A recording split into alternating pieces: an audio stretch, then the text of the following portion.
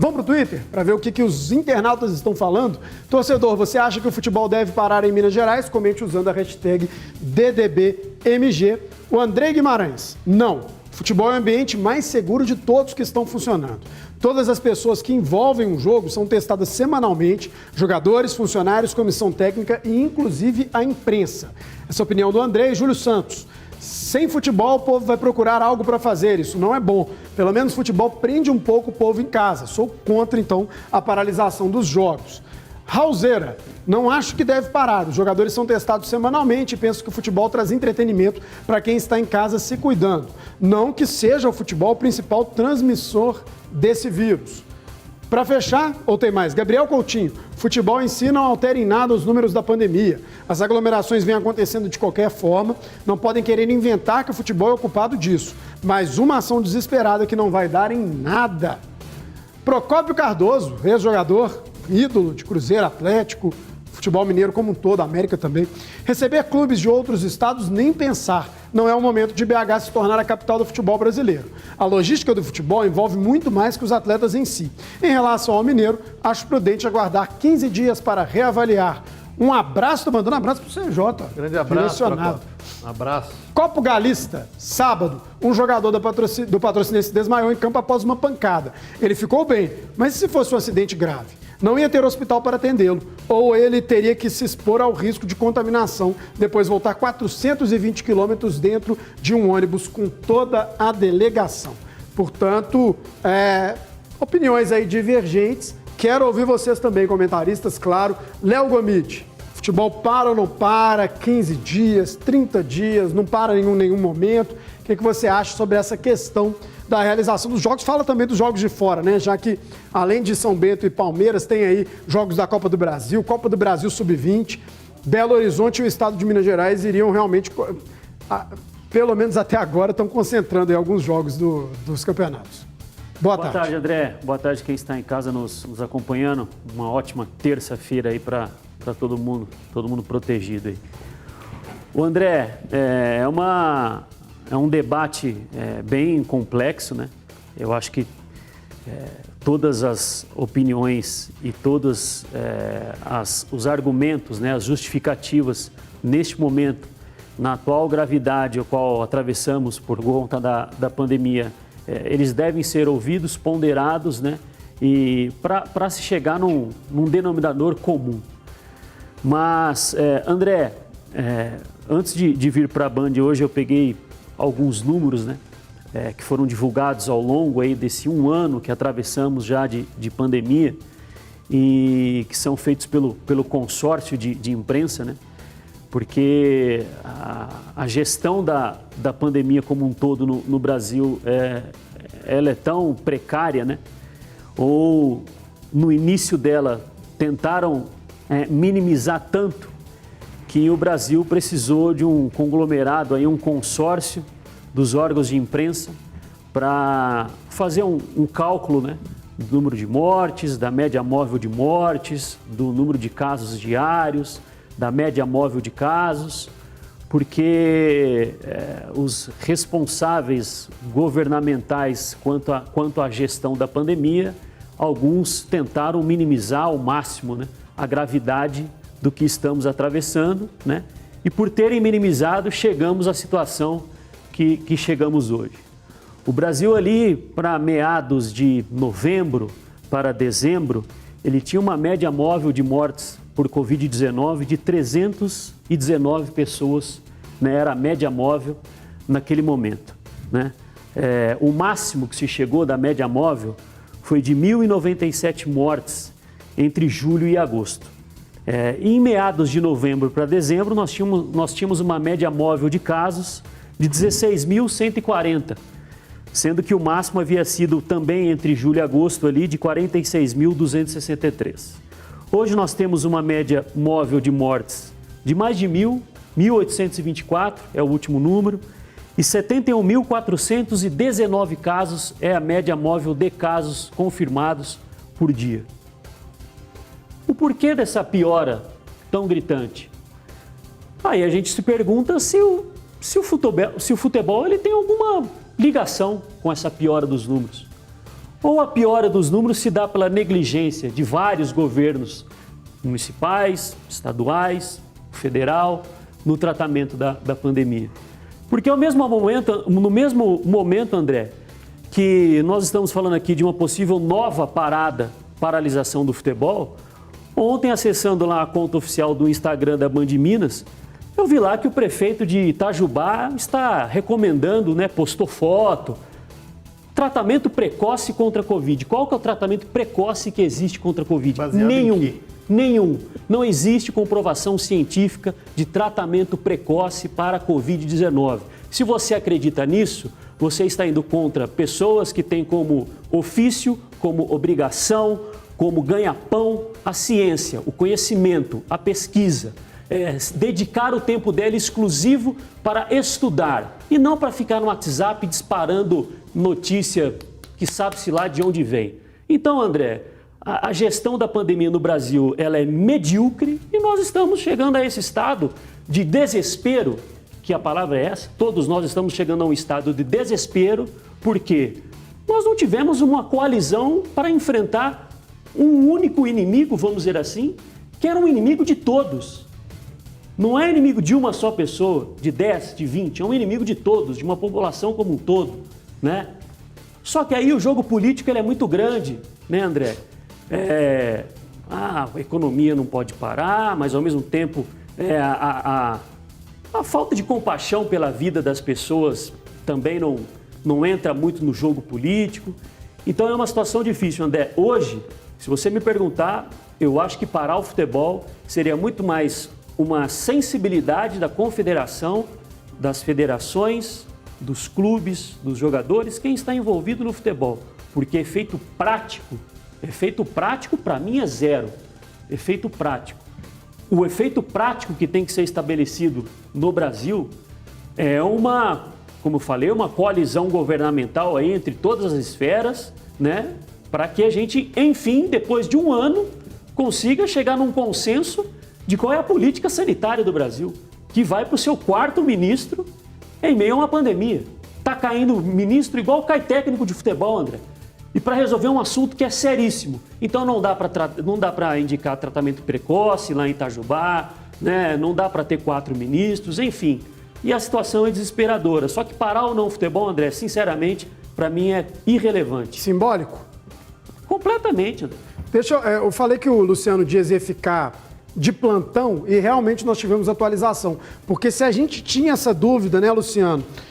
Se a prefeitura iria aderir, se não iria, parece que essa resposta veio sobre essa questão da onda roxa. O BH tá ou não tá nessa história, Luciano? Pois é, André, a informação que acaba de chegar aqui para o nosso setor de apuração, a Prefeitura de Belo Horizonte vai adotar as medidas do governo relacionadas à onda roxa. Ou seja, a gente está falando de futebol, da suspensão ou não do futebol, dos eventos esportivos. Se a Prefeitura de Belo Horizonte vai obedecer às medidas da onda roxa, automaticamente o futebol fica fora nesse momento. Então, essa partida de amanhã entre São Bento e Palmeiras deve ser realmente cancelada, essa partida que está marcada para o Independência. Então, informação que chega agora aqui na nossa central de apuração é que a Prefeitura de Belo Horizonte vai obedecer às medidas da onda roxa, as medidas restritivas da onda roxa. A gente aguarda agora essa reunião entre Federação Mineira de Futebol e Governo Estadual para traçar todos os detalhes da suspensão do futebol em Minas. André.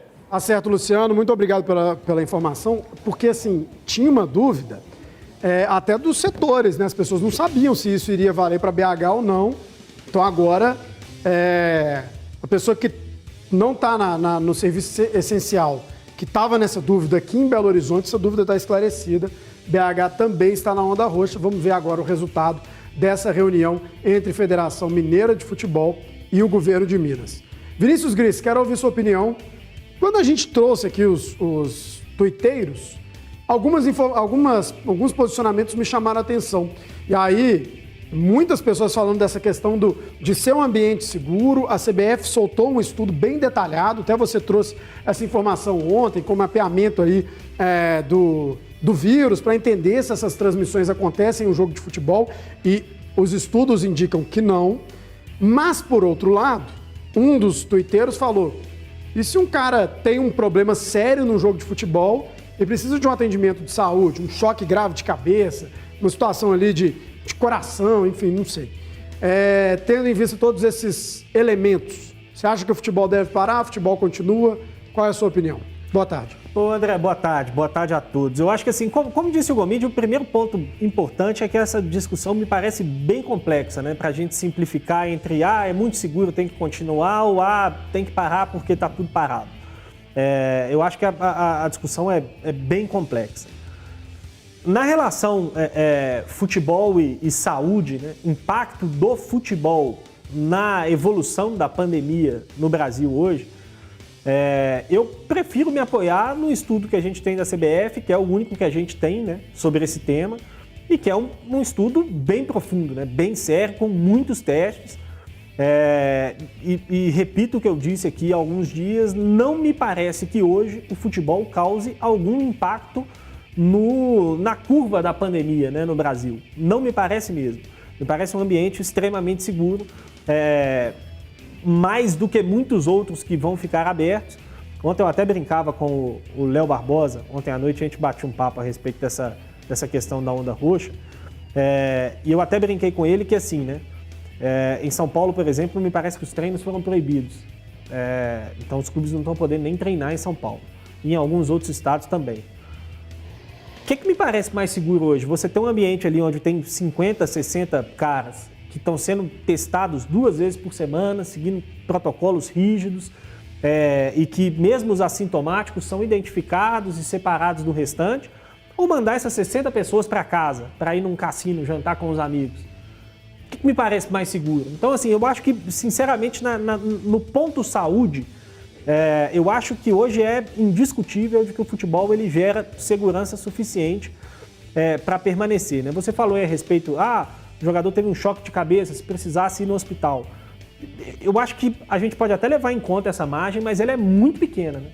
Qual que é a chance de um jogador ter um choque de cabeça e precisar ser hospitalizado num universo de 100 jogos? Isso acontece quantas vezes? E se esses caras estiverem em casa, quantas vezes eles vão se machucar? Talvez a proporção seja a mesma. Então, assim, eu acho que é insuficiente para a gente colocar isso como um problema para a continuidade do futebol. Eu, sinceramente, André, o que pega muito na minha cabeça hoje, assim, a dúvida que eu tenho de verdade e que eu fico ali muito no meio do caminho é a discussão de seguir o futebol como se nada estivesse acontecendo, até que ponto isso é sensível? Por parte dos clubes, por parte da federação, por parte dos jogadores. A gente ter 2.000 pessoas morrendo por dia e o time lá comemorando um gol como se nada tivesse acontecendo. Eu tenho essa dúvida mesmo. Mas na outra ponta, eu tenho também de levar todo mundo para ficar dentro de casa e aí tendo acesso só a notícia ruim, a ler jornal e ver gente morrendo, e ver notícia ruim, e ver coisa preocupante, e ter ali, querendo ou não, o futebol como um entretenimento, como algo para relaxar um pouco, até que ponto isso é positivo também.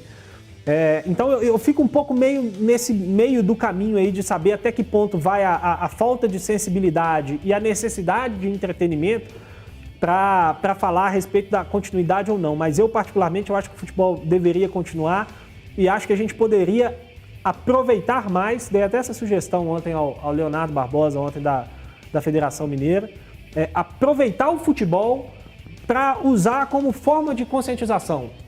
Que os jogadores usem mensagens nas camisas, a arbitragem use mensagens nas camisas, conscientizando a importância do isolamento, da importância da vacina, da importância do uso de máscaras, que os jogadores entrem com faixas, que passem mensagens, que levem algo. Usar mesmo o ambiente do futebol, que é seguro, que ele se aproveite disso para levar mensagens aí importantes para quem precisa, muito mesmo, precisa ficar em casa nesse momento. Foi aquele fica em casa, né, que a gente viu no ano passado, um ano atrás, exatamente um ano atrás, no início da pandemia, que está aí realmente há mais de um ano já no nosso país. Ô CJ, eu quero a sua opinião, mas até nessa linha do Vinícius Gris, nós temos o posicionamento da Associação Mineira de Cronistas Esportivos, que é contra a paralisação. Nós temos essa imagem aqui, Renato, uma nota do posicionamento. É uma nota que foi divulgada. Né? Associação Brasileira. Eu falei mineira? Sim. Associação Brasileira de Cronistas Esportivos. Estou puxando a sardinha para a nossa MCE, mas nesse caso foi a Abrace. Então, um abraço, Associação Brasileira dos Cronistas Esportivos, preocupado com a paralisação de várias competições esportivas em todo o país e após discutir esse tema com seus dirigentes e associações estaduais filiadas, resolve emitir a seguinte nota oficial. Entendemos como equivocadas e desnecessárias as decisões de suspender a realização de eventos esportivos, notadamente partidas de futebol, não havendo qualquer justificativa crível ou embasamento científico. Essas competições vêm sendo realizadas sob os mais seguros protocolos de saúde, bem como servindo para manter ativos vários profissionais. Enfim, elenca aqui uma série de argumentos, mas é fato, a Abrace é a favor da continuidade do futebol, é contra a paralisação. Pessoal, daqui a pouquinho nós vamos falar de Cuca. Hoje o Cuca chegou, treinou o Atlético, tem também o Cruzeiro com semana cheia, mas vamos seguir nesse assunto, que é o assunto do dia, não tem jeito, a gente ainda nem sabe se vão continuar aí as competições, teremos o jogo de amanhã do Campeonato Paulista por aqui, então a gente segue com esse debate, daqui a pouquinho tem muito mais. CJ, tendo em vista esses argumentos, Gomide é contra a realização dos jogos, mas vê como uma questão mais simbólica. O Grice já tem esse posicionamento diferente, é a favor da continuidade. Eu me posicionei contra também, fiz minhas ponderações. Quero a sua opinião, CJ. Boa tarde, André. Boa tarde. Boa tarde aos amigos do estúdio, a quem está em casa. É interessante agora que qualquer tipo de fala nesse momento, e as coisas mudam de um turno para o outro, de uma hora para outra, os números, a doença, enfim. É uma mutação muito rápida, né? Mas qualquer fala agora, ela se torna até mais opinativa do que informativa. Eu tenho como critério na minha vida, e fui educado assim pelos meus pais, e vivi assim até hoje, e passo isso para os meus filhos, em sempre tentar ver, ler, estudar e enxergar os três lados da moeda. Porque além da cara da coroa, se ela cair em pé, ela tem um terceiro lado.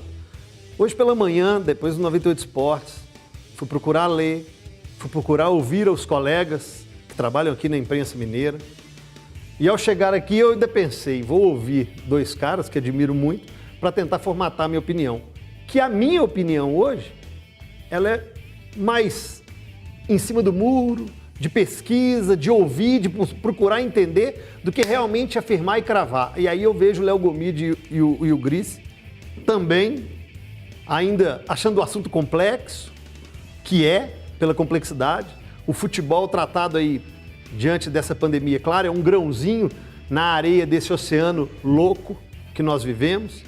Se a gente puxar um ano atrás, será que o que a gente plantou não é o que a gente está colhendo agora? E aí, quando eu falo a gente, é como nação, né? É como lideranças. Não tem como você plantar limão e querer colher milho. Não vai ter como.